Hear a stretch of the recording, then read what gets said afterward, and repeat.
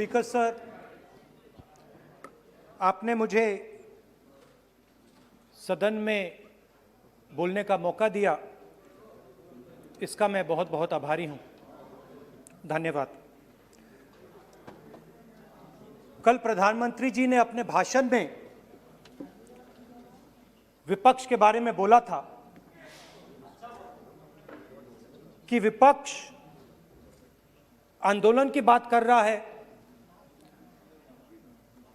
मगर जो कृषि कानून है उनके कंटेंट के बारे में और उनके इंटेंट के बारे में विपक्ष नहीं बोल रहा है। तो मैंने सोचा आज प्रधानमंत्री जी को खुश करें और जो 3 किसान के बिल हैं, खेती के बिल हैं, उनके कंटेंट का और इंटेंट का की बात करें। हाँ, बजट पे बोलेंगे। आप शांत हो जाइए प्लीज। मालूम है किसान का मुद्दा भी बजट का मुद्दा है, आप उनका आदर कीजिए।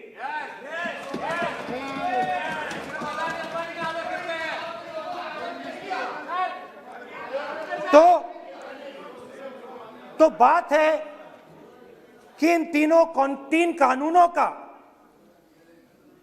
कंटेंट और इंटेंट क्या है।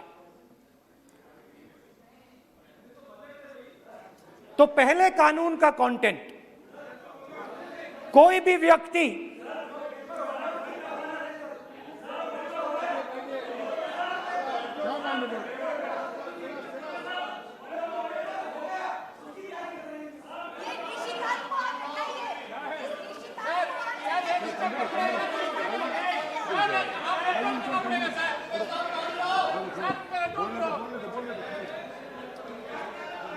तो पहले कानून का कंटेंट क्या है? पहले कानून का कंटेंट है कि कोई भी व्यक्ति देश में कहीं भी कितना भी अनाज, सब्जी, फल खरीद सकता है। जितना भी खरीदना चाहता है खरीद सकता है। तो अगर खरीदी देश में अनलिमिटेड खरीदी होगी तो मंडी में कौन जाएगा? मंडी में कौन जाके खरीदेगा? तो पहले कानून का कंटेंट मंडी को खत्म करने का है। इसका लक्ष्य मंडी को खत्म करने का है। दूसरे कानून का कंटेंट क्या है कि बड़े से बड़े उद्योगपति जितना भी अनाज, जितना भी फल, जितनी भी सब्जी स्टोर करना चाहते हैं वो स्टोर कर सकते हैं। कोई लिमिट नहीं, जितना वो होल्ड करना चाहते हैं कर सकते हैं। दूसरे कानून का कंटेंट एसेंशियल कमोडिटीज एक्ट को खत्म करने का। दूसरे कानून का कंटेंट जमाखोरी को अनलिमिटेड तरीके से हिंदुस्तान में चालू करने का। अब तीसरा भी कानून है। तीसरा कानून का कंटेंट जब एक किसान हिंदुस्तान के सबसे बड़े उद्योगपति के सामने जाकर अपने अनाज के लिए, अपनी सब्जी के लिए, अपने फल के लिए सही दाम मांगे तो उसे अदालत में नहीं जाने दिया जाएगा। तीसरे कानून का कंटेंट आपको याद होगा,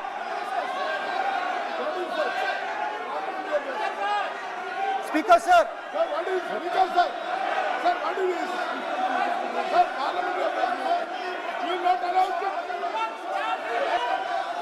डरते क्यों सुनो तू हिलिया सब सुन अपने स्पीकर सर, दादा स्पीकर सर, आप बजट फैमिली प्लानिंग का आप बजट पर बात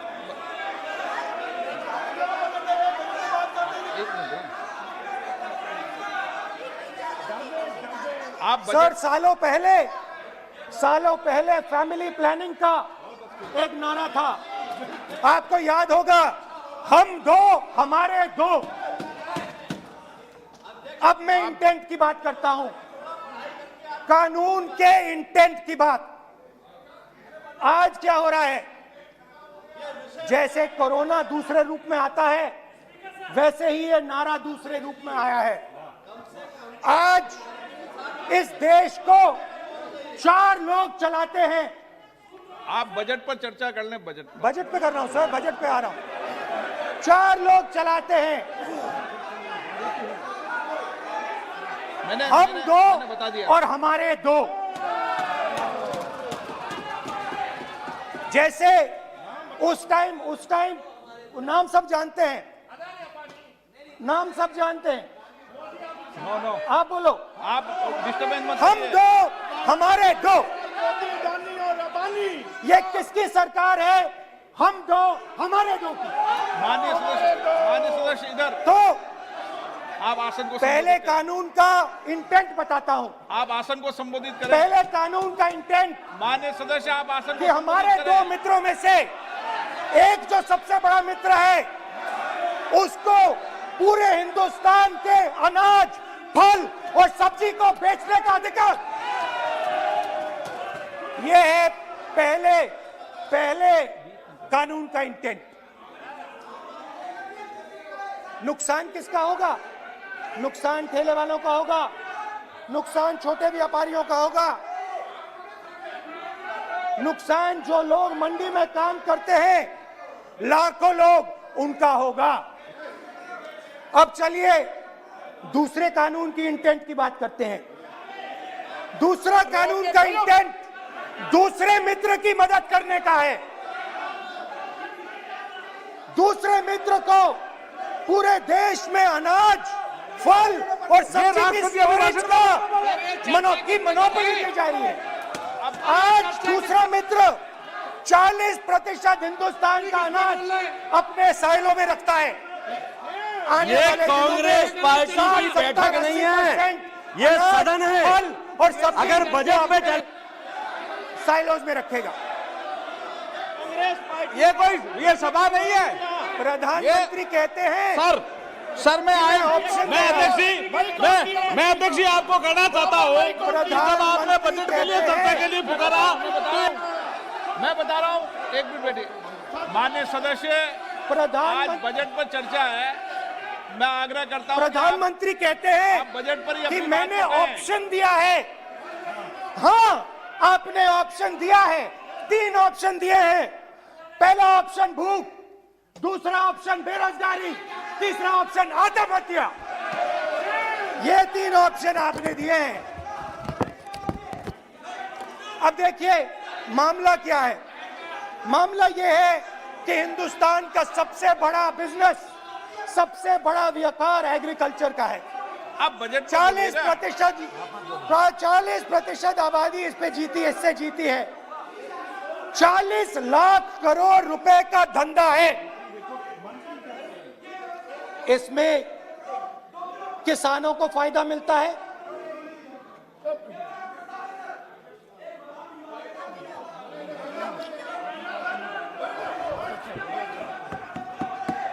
तो दूसरे कानून का थोड़ा मैं इंटेंट समझा देता हूं। दूसरे कानून का इंटेंट है, पानी दो, पानी गिर जाएगा, पानी दो।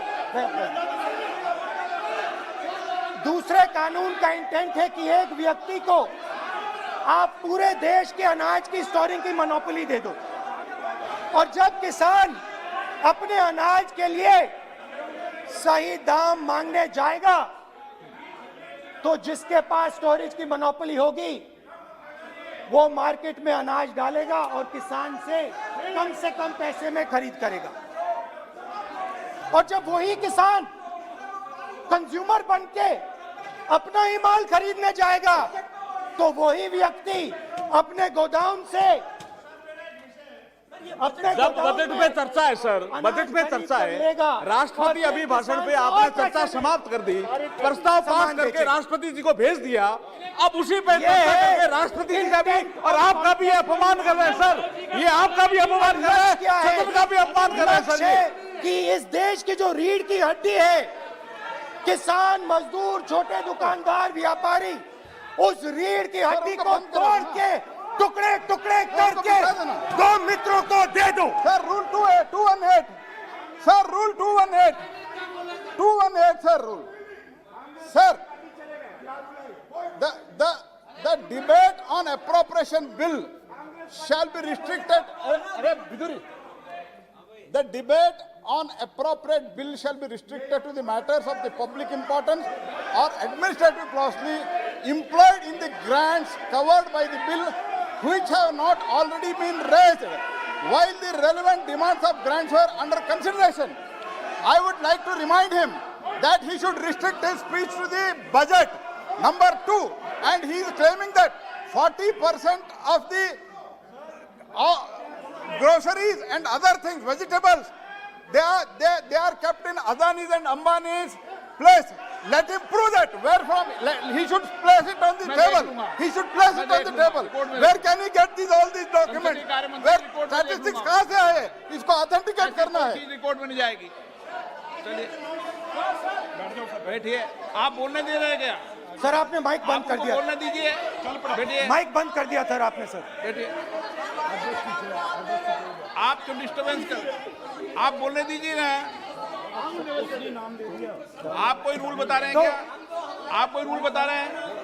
अधीर रंजन जी, अधीर रंजन जी, अधीर रंजन जी को बता जाए. अधीर रंजन जी. Sir, 2214. Sir, rule 214. Sir, discussion of a general character. Sir, discussion of a general character may be allowed on the motion or any amendment moved thereto, but the details of the grant shall not be discussed further than is necessary to develop the general point. Sir, discussion on general point is allowed. So discussion, it is the discussion on general point. Discussion of general point is allowed in the rule book. Discussion of general point. अच्छा, budget में क्या agriculture मुद्दा नहीं है? Budget में क्या agriculture मुद्दा नहीं है? तो बजट में जब एग्रीकल्चर मुद्दा है तो बजट में क्यों चर्चा नहीं हो सकता एग्रीकल्चर? दादा, My point of order is simple. You listen to this, sir. Please. 349. It says, while the House is sitting, a member, 2, shall not interrupt any member while speaking by disorderly expression or noises or in any other disorderly manner. While Honorable Member Rahul Gandhi is speaking, तब तो विनोदी disturb कर रहा है. अब कोई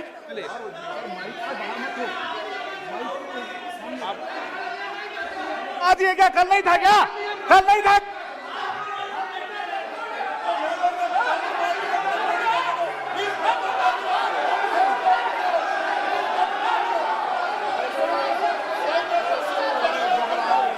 अडानी का नाम खुद ले दिया.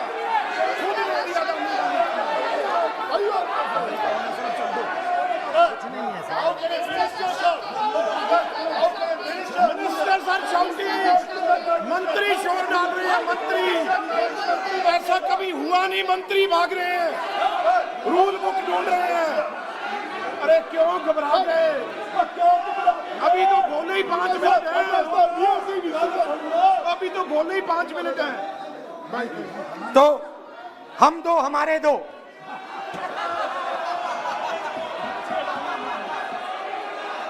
वो आपको याद होगा, वो फोटो होती थी 4, हम दो हमारे दो.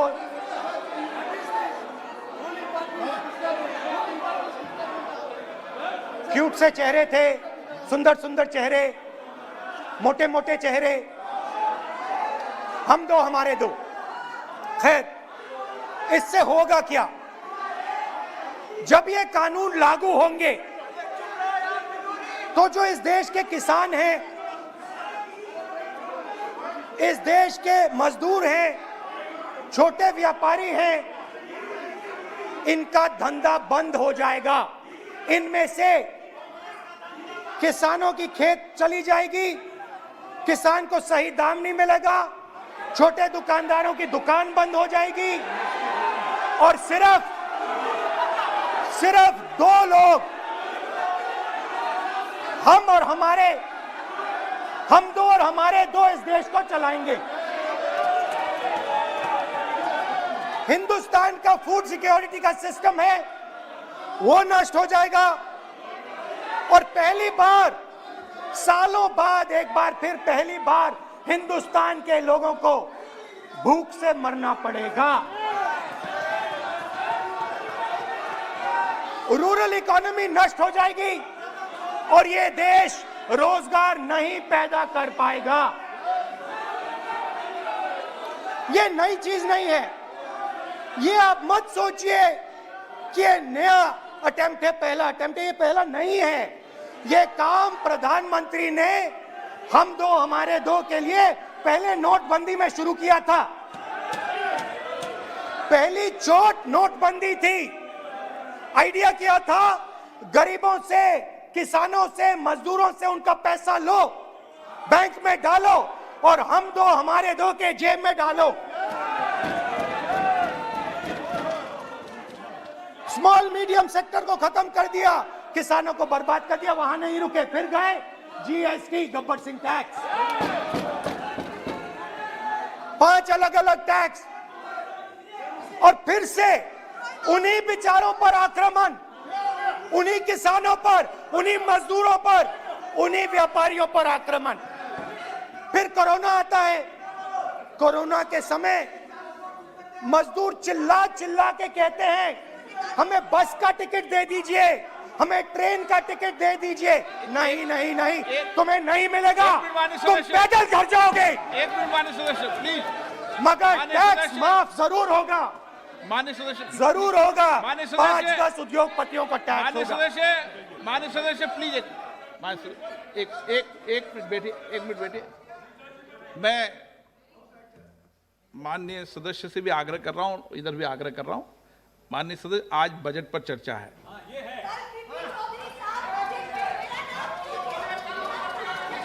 चलो चलाओ। मैं आ रहा हूं सर बजट पे, सर मैं आ रहा हूं बजट पे। मैं सर 5 मिनट में बजट पे आ रहा हूं। मैं फाउंडेशन लगा रहा हूं अभी, फाउंडेशन।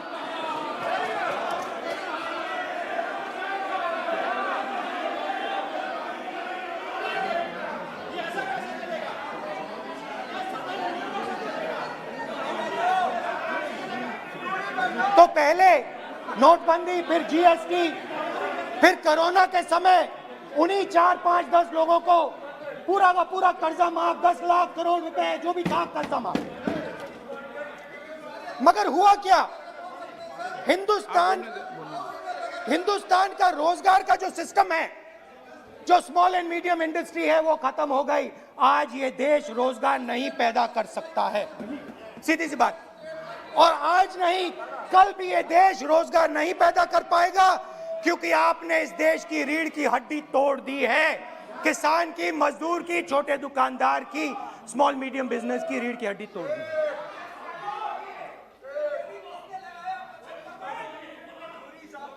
मगर ये मत समझिए कि ये किसानों का आंदोलन है। ये किसानों का आंदोलन नहीं है। आपको बात अभी समझ नहीं आई है। ये देश का आंदोलन है और ये किसान सिर्फ रास्ता दिखा रहा है। किसान अंधेरे में टॉर्च दिखा रहा है और एक आवाज से ये पूरा देश उठने वाला है।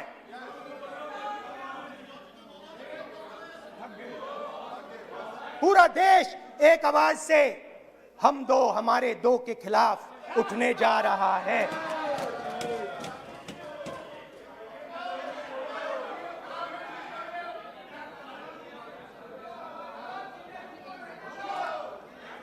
और ये याद रखिए, मैं कह रहा हूं, लिख के ले लीजिए। आप सोचते हो कि हिंदुस्तान के किसान को, मजदूर को, छोटे दुकानदार को अपने पैसे से, अपने धन से परे कर सकते हो, ये आप सोचते हो, आप ये सोचते हो। आप लिख के ले लो मुझसे, किसान 1 इंच पीछे नहीं हटने वाला है। किसान आपको हटा देगा, मजदूर आपको हटा देगा, छोटा दुकानदार आपको हटा देगा, मगर वो पीछे 1 इंच नहीं हटने वाला। आपको कानून वापस लेना ही पड़ेगा। अब बात करते हैं बजट की। जब बजट पर बातचीत करने की बात उठी थी, प्रेसिडेंट एड्रेस पे बात करने की बात उठी थी, तो हमने कहा था, विपक्ष ने कहा था, हमें किसानों के आदर करने के लिए किसानों के सब्जेक्ट पे अकेला बोलने दीजिए, एक साथ हम सब मिलकर किसानों के मुद्दे पे बोलेंगे। स्पीकर सर ने सरकार से पूछा और सरकार ने कहा नहीं, किसानों के मुद्दे पर चर्चा नहीं होगी, बजट पे होगी और प्रेसिडेंट एड्रेस पे होगी, अलग चर्चा किसान के मुद्दे पे नहीं हो सकती। तो प्रोटेस्ट में मैं कह रहा हूं, मैं बजट पे आज यहां टिप्पणी नहीं करने वाला हूं। मैं आज सिर्फ किसान के मुद्दे पे बोलूंगा और उसके बाद मैं अपना मुंह चुप कर दूंगा। अंत में मैं कहना चाहता हूं कि जो 200 किसान शहीद हुए, उनको इन लोगों ने श्रद्धांजलि नहीं दी। मैं सब सांसदों से कहना चाहता हूं, मैं अपने भाषण के बाद 2 मिनट शहीदों के लिए मौन रहूंगा। आप मेरे साथ खड़े हो जाइए। धन्यवाद।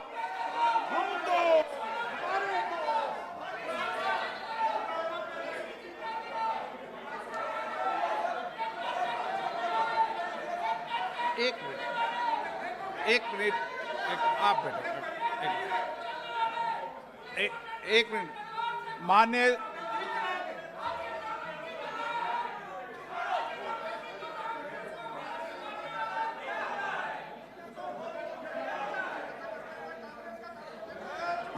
सदस्यगण,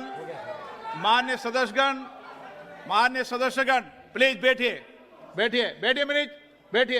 माननीय, प्लीज बैठिए। मान्य सदस्यगण, इस सदन को चलाने की जिम्मेदारी आपने मुझे दी है, और कोई भी मान्य सदस्य कहेगा मैं आज उत्तराखंड के मरे लोगों पर श्रद्धांजलि अर्पित करता हूं, कोई कहेगा कि मैं आज बॉर्डर पर मरे श्रद्धांजलि अर्पित करूं, ये जिम्मेदारी आपने मुझे दी है। आप बोल रहे हैं तो